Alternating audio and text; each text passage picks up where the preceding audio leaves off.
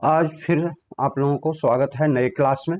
और इस क्लास में हम फिर चर्चा करेंगे इलेक्ट्रॉनिक कॉन्फ़िगरेशन को किस तरह से सेल, सब सेल और बॉक्स में अरेंज करते हैं।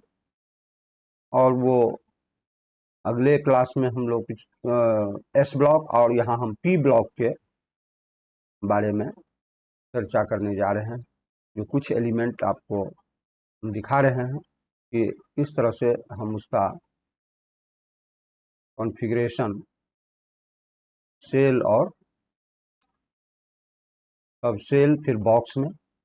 एक कार्बन है जो 6, इसका हम सेल में पहले KLM, यहाँ 2 और 4, सब सेल में 1s2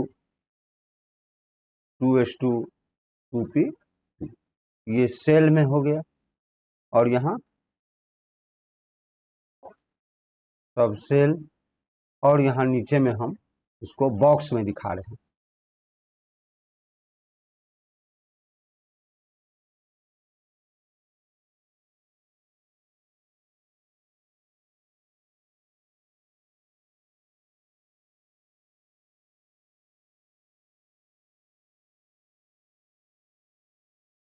ये बॉक्स मेथड भी कह सकते हैं इसको, बॉक्स में दिखाएं। तो अब बॉक्स में यहाँ क्या देख रहे हैं, 2p2 में 2 ही इलेक्ट्रॉन है, तो ये दोनों px में, py इसका नाम है, और pz। तो px में 1 इलेक्ट्रॉन अनपेयर्ड है और 2py में भी 1 इलेक्ट्रॉन अनपेयर्ड है, तो 2 अनपेयर्ड इलेक्ट्रॉन है। इसका हम लोग कह सकते हैं तब वैलेंसी 2 ही होना चाहिए। लेकिन कार्बन क्या है, टेट्रा वैलेंसी, इसका 4 वैलेंसी होता है। तो जब ये किसी दूसरे एलिमेंट से ओवरलैपिंग करके हाइब्रिड और न्यू ऑर्बिटल का फॉर्मेशन होता है, ये 2s इलेक्ट्रॉन भी हाइब्रिड होके ये 2 इलेक्ट्रॉन जो है 2s2 में जो देख रहे हैं, और फिर यहाँ पर 2p2 में जो, तो ये हाइब्रिड होके इलेक्ट्रॉन जंप करके कहाँ आता है, 2p1 में एक इलेक्ट्रॉन इस तरफ।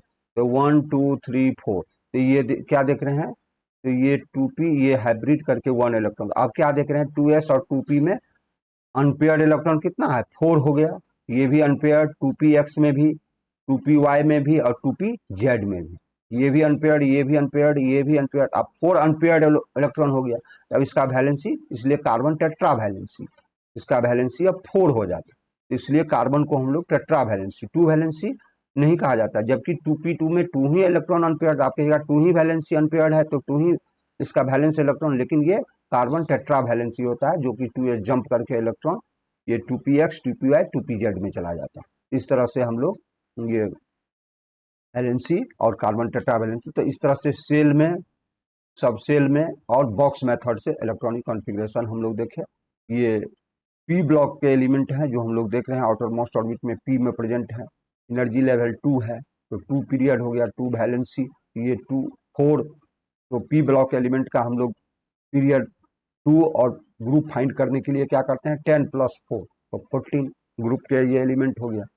तो वो तो हम लोग पीरियोडिक टेबल वाला चैप्टर में पढ़ा चुके हैं। तो अब ये हम अब नेक्स्ट एलिमेंट, इसी ग्रुप के एलिमेंट पर हम चर्चा करते हैं, पी ब्लॉक के नेक्स्ट एलिमेंट।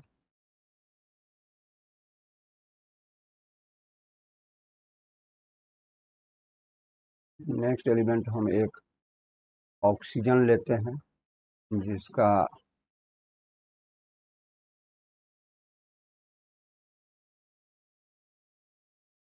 ऑक्सीजन जिसका एटॉमिक नंबर 8 है, का सेल में इलेक्ट्रॉनिक कॉन्फ़िगरेशन क्या हो जाएगा, KLM 2 और 6, 2 और 6,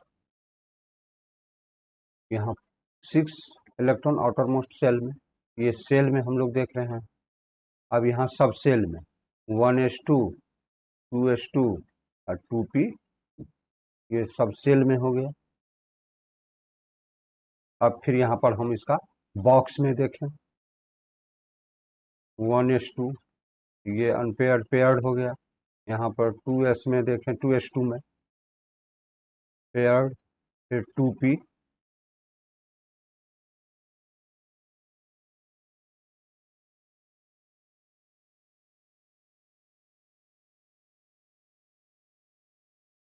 यहाँ 2p4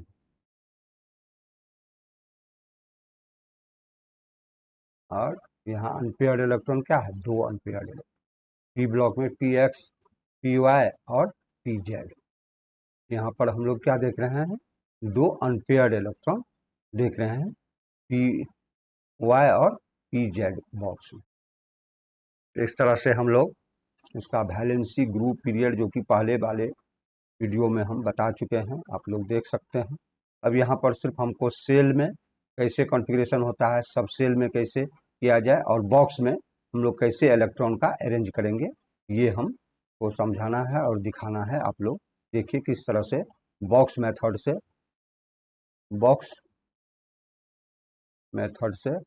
इलेक्ट्रॉनिक कॉन्फ़िगरेशन, इस तरह से हम लोग सेल, सब सेल और बॉक्स मेथड से इलेक्ट्रॉनिक कॉन्फ़िगरेशन कैसे करते हैं। अब उसी ये पी ब्लॉक के एलिमेंट है, एक हम लोग और एक पी ब्लॉक का एलिमेंट का हम लोग चर्चा करें।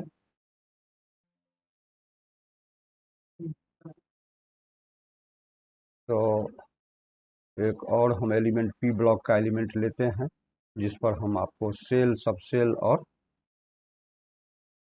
बॉक्स में दिखाते हैं इलेक्ट्रॉनिक कॉन्फ़िगरेशन।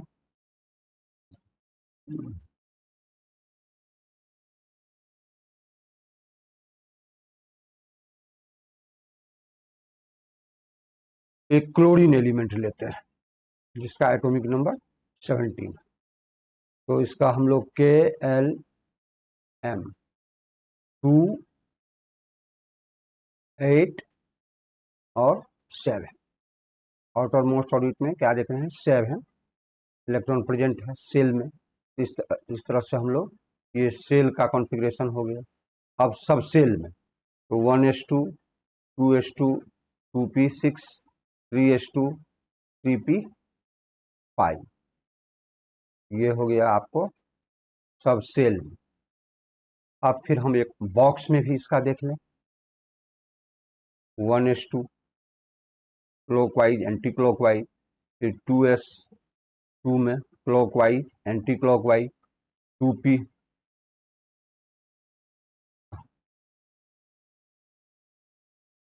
ये 2p6 यहाँ पर